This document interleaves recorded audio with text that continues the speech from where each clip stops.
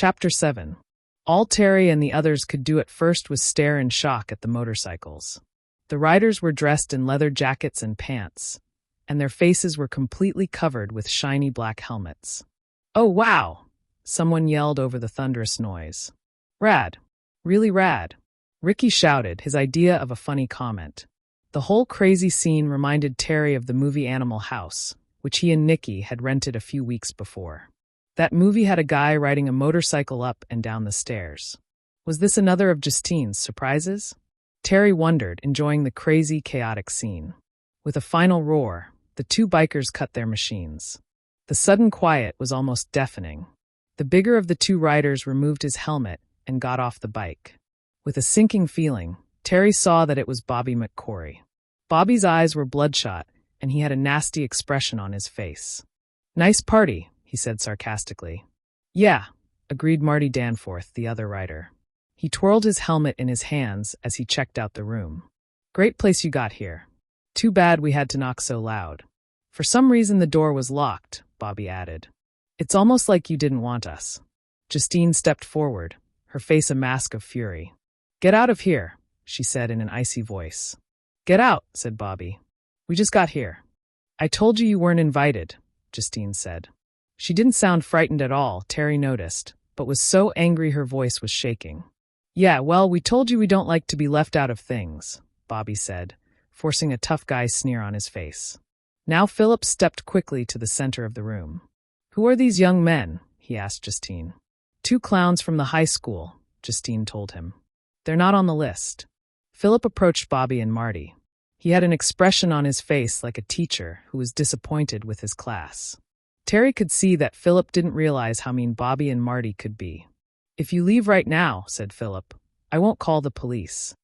"Hear that?" Marty asked Bobby, his sneer frozen in place like a bad Elvis imitator. "He won't call the police." Both boys laughed. "Don't do us any favors, man," said Bobby, and he shoved Philip hard in the chest. With a gasp, Philip fell backward and banged into a table. "Uncle Philip!" cried Justine in horror. Several of the kids rushed to Philip's aid. Nikki, her dark eyes wide with fright, ran to Terry, gripping his hand. "Sorry about that. It was an accident," Bobby said, slurring his words. He stumbled over a floorboard, and Terry realized he'd been drinking. By now the other kids were recovering from the shock of the bikers' entrance. "Go home," several shouted. "Get out of here, you creeps." Bobby and Marty ignored the others. "Nice place they got here," said Bobby. "Kinda looks like your place, huh, Marty?" They both laughed as if Bobby had just made a hilarious joke.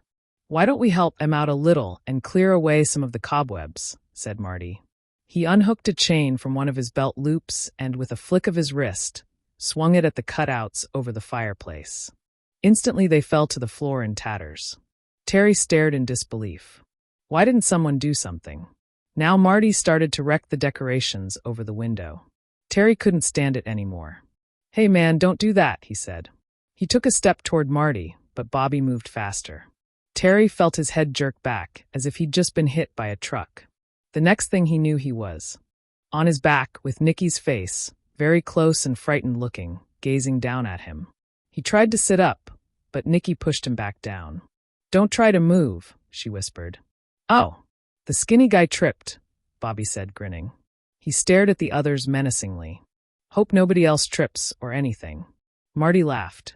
They slapped each other high fives with their black-gloved hands. These guys sure know how to have a good time, thought Terry. Whatever they'd been drinking or smoking had made them think they were hilarious.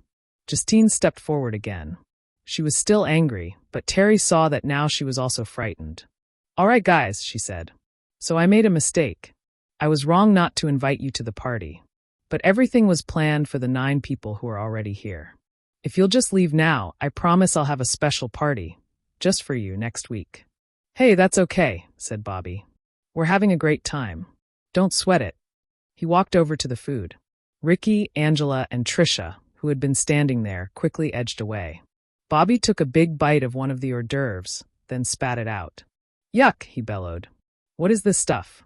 It tastes like fish." He turned angrily to Justine. "Haven't you got any real food here?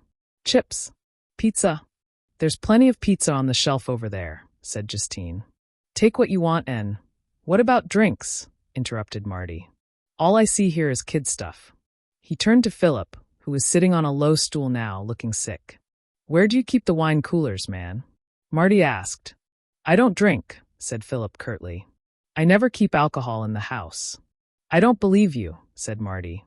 What kind of host are you? My friend and I are thirsty. He grabbed Philip by his lapels.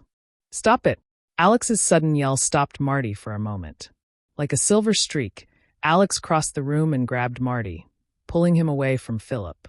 Marty bellowed in rage. Alex's triumph was short-lived. A moment later, Bobby grabbed Alex from behind, then held on to him while Marty kicked him hard in the stomach. Oh! With a gasp of pain, Alex fell to the floor and lay curled in a ball, gasping for breath. Oh man, another accident, said Bobby, stepping over Alex. While the guests looked on helplessly, Bobby and Marty began to ransack the beautiful old living room, opening doors and cabinets and throwing everything they found onto the floor. Whenever anyone made a move to stop them, Bobby twirled his chain menacingly. They found a bottle of red wine somewhere and began trading it back and forth. This has got to stop, Terry told himself. They may be tough, but we've got them outnumbered. Across the room, David caught his eye and nodded in the direction of the cycles. Terry nodded back and slowly got up and began to inch toward the machines. Casually, he picked up a heavy candlestick from an end table. Nikki looked at him, her eyes wide with fright. It's okay, he mouthed soundlessly. Bobby and Marty were so busy eating and ransacking the room that they didn't notice Terry and David on their bikes until the air filled with the sound of the engines revving up. Hey! Both Bobby and Marty forgot what they were doing and leapt for the bikes. Leave those alone. But Terry and David were ready for them. Just as the two bikers reached the motorcycles, Terry and David jumped off the seats. Bobby and Marty dived for the two boys, but came up with nothing but air. With a bellow of rage, Marty stood up and swung his chain at Terry. Terry caught the end of it with the candlestick. He pulled, and Marty cried out in anger and pain as the chain twisted out of his hand. Meanwhile, David and Bobby were fighting, rolling over and over on the F-lower. Bobby was a dirty fighter, but he was half drunk, and David was quicker. He had Bobby down and was pounding his face, causing blood to spurt over both of them. With another blow, he stunned Bobby, then stood up satisfied. Marty had forgotten about his chain and advanced on Terry threateningly, wildly swinging his fists at him. Terry kept ducking and moving backward, searching for an opening, a way to stop him. From the corner of his eye, he saw David suddenly mount Marty's bike, turn it around, and gun it out the front door. He jumped off at the last minute.